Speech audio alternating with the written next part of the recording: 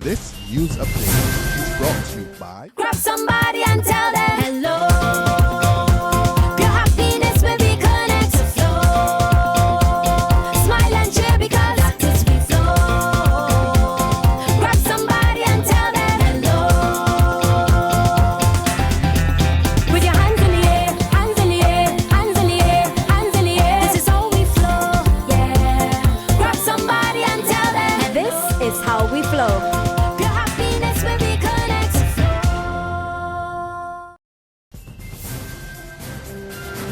This is the Barbados Today evening news update for Wednesday, September 23rd. Thank you for joining us. I am Marie-Claire Williams.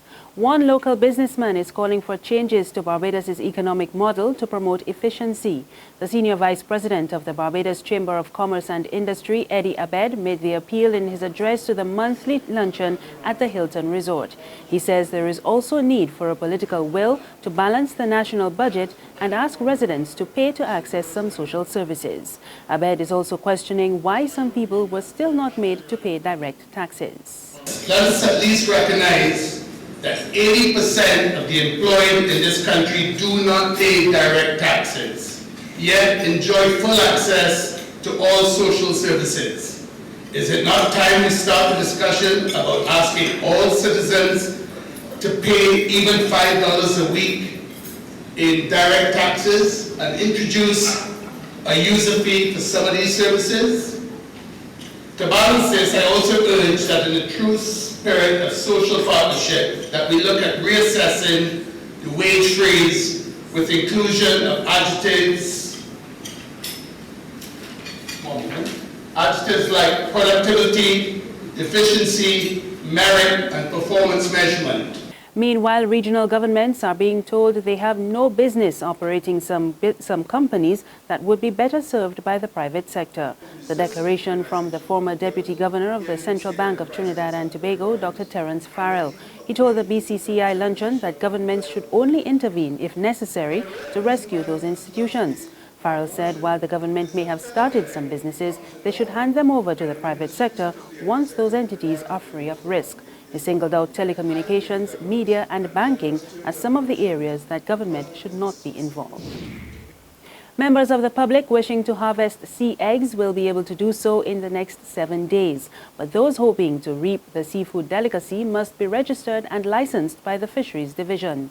The Ministry of Agriculture says the long-awaited season will open on Thursday, October 1st and end on October 31st. The ministry also advised that the license to harvest sea eggs will only be valid for that period. Youth Minister Stephen Lashley says he is concerned about the negative image being put forward of the island's young people. Addressing the National Youth Consultation this morning, Lashley also made it clear that it is unfair to lump young people into one category when addressing social ills. Oftentimes, of course, as we talk about the role of young people in Barbados, and we talk about not only where our young people are going, but what contribution that they're making to their society, their communities, their schools, their colleges, institutions of learning, whatever that area is, we often reflect on how our young people are doing. There are questions being raised as to where young people are going. And I believe we make the mistake often of trying to lump our young people into one. And that is when we get the discussion going about deviance, about crime, violence, and we do not focus enough energy, in my view, on the very positive attributes of many of our young people. Missing man Richie Luke contacted family members this morning, 8 days after they raised the alarm. But according to police, the 50-year-old parish land resident is still considered missing as he has not yet physically returned home. When Barbados Today visited his family earlier today, his sister Sharon said she received a call from Luke this morning informing them that he was safe. There's regional and international news after this short break. Secure your future, be financially strong. Since 1983, we have been there for you. A smart range of products, great tax benefits.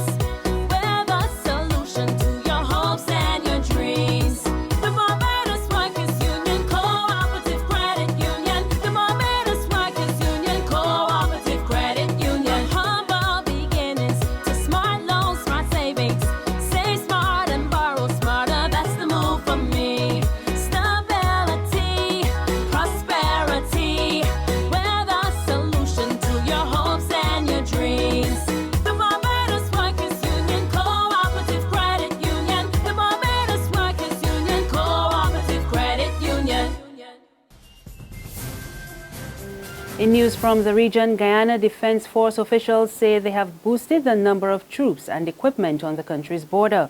The move comes just one day after President David Granger accused Venezuela of amassing troops along the disputed borders of the two countries. Chief of Staff of the Guyana Defense Force, Brigadier Mark Phillips, told reporters the deployment is geared towards defining acts of aggression and incursion at the border.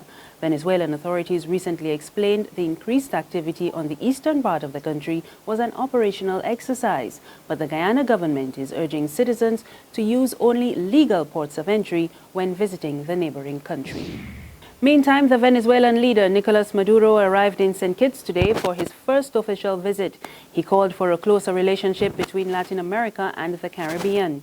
Prime Minister Dr. Timothy Harris says Maduro's visit is part of the activities marking the Federation's 32nd independence anniversary. From St. Kitts, Maduro is scheduled to fly to Dominica, where he is expected to hand over 300 houses to the storm-battered country.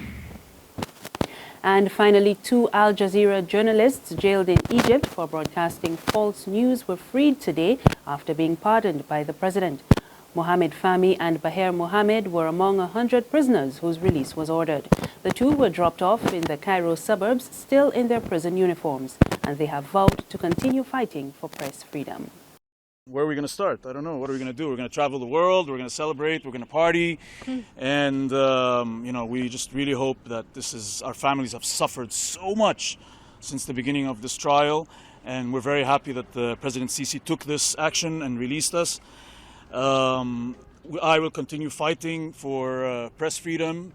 I have been working on a charter in the prison cell to introduce to the Egyptian Journalism Syndicate and to the presidency in Egypt to improve press freedoms for both Egyptian journalists and foreign journalists working in Egypt, because I believe there's so much that can be done in order to protect us from prosecution in Egypt. This whole nightmare is over. The whole nightmare is over. We can live like normal people and go back home, enjoy my life, and that's it. That's it.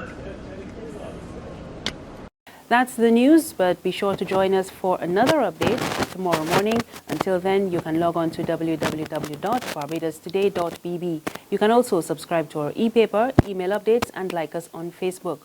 We're on Izumi Media in bus terminals or Screenplay at supermarkets and gas stations. You can also find us on Channel 101 on Flow TV and on Mix 96.9 FM. I am Mary Claire Williams. Good evening.